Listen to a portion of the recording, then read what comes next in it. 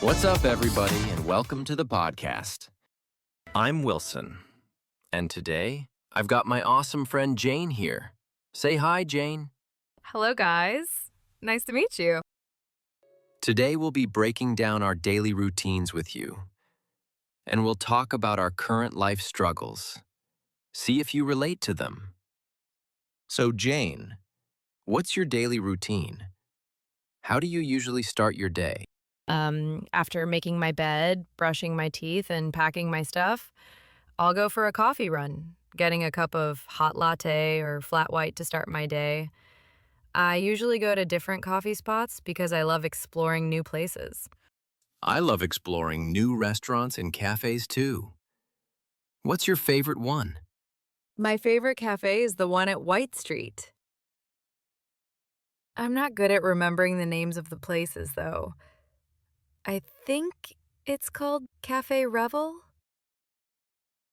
I love the flat white and ambiance there, and it's so spacious. Wow, sounds nice. Let me try that next time. Okay, back to daily routine. I actually do something similar, but I usually drink matcha or just tea. After matcha run, I'll go to work directly. During work break, I'll hit the gym before getting lunch because my break time is quite long. That's so nice. Mine is just 50 minutes. And because I am a kindergarten teacher, it's my responsibility to take care of the kids and eat with them during lunchtime. That's cute. I'm sure your kids love you. But 50 minutes is indeed pretty short. Yeah, but at least I've got afternoon tea time as well. Also, eating with the kids. Speaking of gym, what exercise do you do, usually? My sister often does bench press and squat. Ooh, it's different from me every day.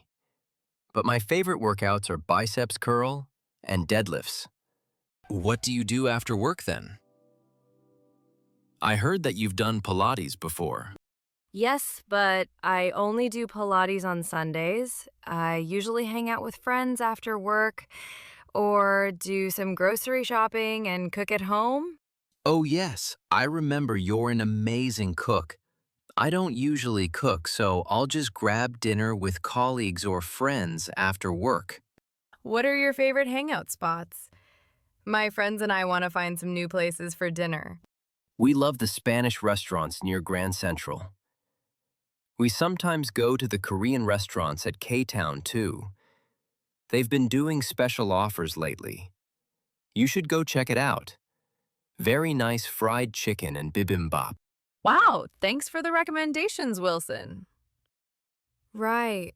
After evening break, I'll do laundry and prepare some teaching materials for the next day. I see. I'll do laundry at night too, and get myself ready for the next day by packing my stuff. I'll listen to some classical music too. Wow, I remember some research proved that listening to classical music helps you improve your memory or something. I have no idea. I think it just helps me relax and I feel calm afterwards. Yes, so that's my daily routine. Ooh, one more thing to add.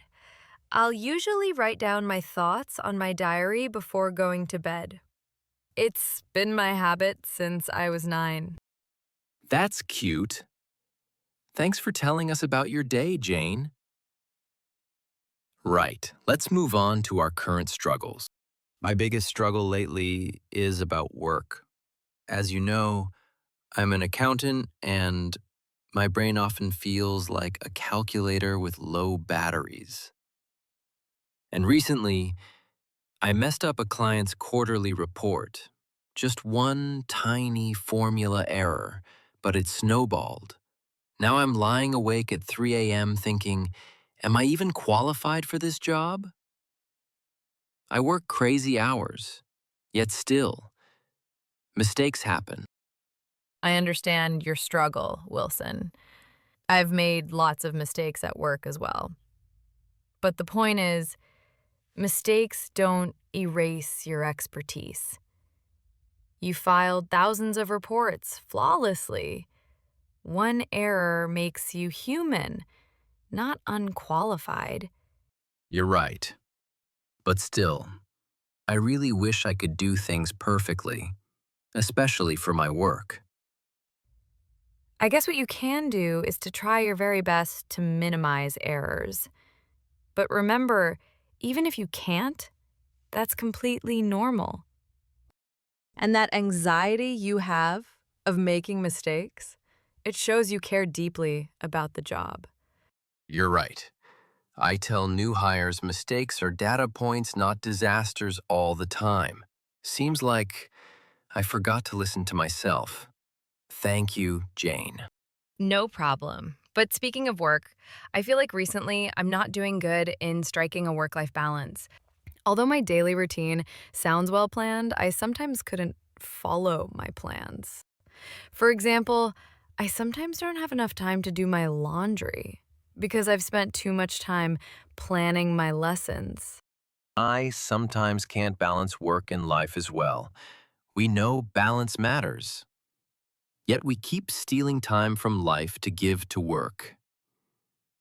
I think what you can do is to mark down your priorities, like actually write them where you'll see them daily.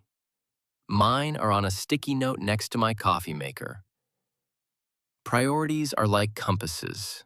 When chaos hits, you can ask yourself, what's the one thing only I can do today? That works for me. I hope it works for you too.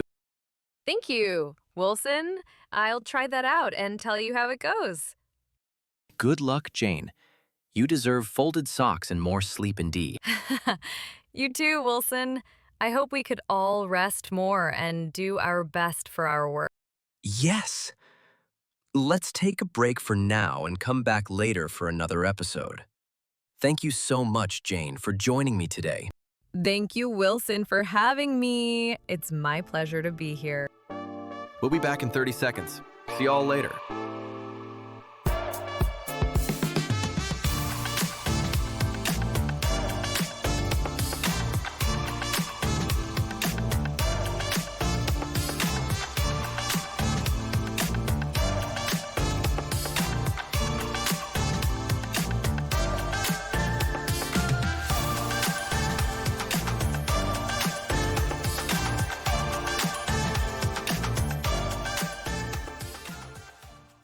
Welcome back, guys. In the second episode, I'll talk about the English expressions that you can use in different scenarios. First, to introduce a friend or a co-host, like Jane just now, we can say, "This is my friend," or "I've got my friend here." To introduce a new topic or tell your listeners what you'll discuss later, we can say, "We'll be talking about," or "We'll be breaking down." In a more casual way, we can say, "Let's talk about," or "Shall we talk about?" For example, in a discussion with your colleagues maybe, you can say, "We'll be talking about our company's new policy." Or when you're discussing with your friends, you can say, "Let's talk about our plans tomorrow." To describe your daily routine, you can use "I will" and adverbs of frequency to express habitual actions. These are fantastic natural alternatives to "I do this, then I do that." For example, you can say, "In the morning, I'll usually grab a coffee before going to work." And, "At night, I'll often go for a run." You can now try to use these expressions to describe your own daily routine. Next, let's talk about how to transition to a new topic naturally. We can say, "Back to a certain topic," or "Speaking of a certain topic," or "Let's move on to a certain topic." For example, "I ate pasta today, and speaking of pasta, my grandma used to cook them for me when I was young." This is a useful phrase to connect a new topic to the previous one.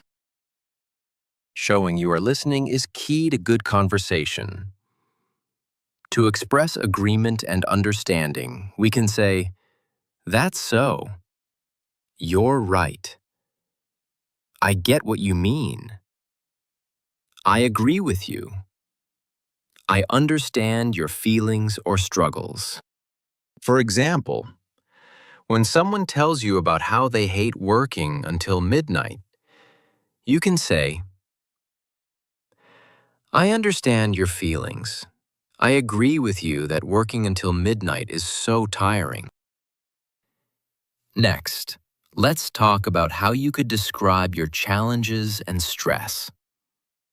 For mental exhaustion and burnout, we can say, "I'm running on empty," or "I'm completely burned out," or "I'm brain dead."